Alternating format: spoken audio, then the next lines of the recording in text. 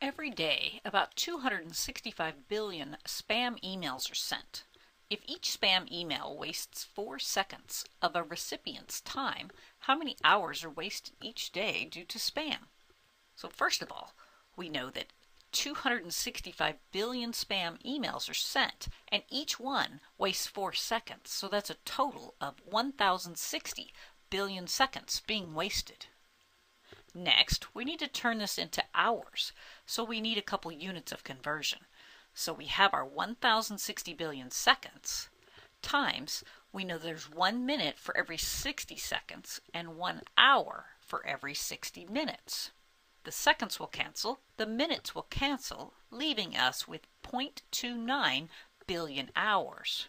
0.29 billion hours, or 294 million hours, are wasted due to spam every day.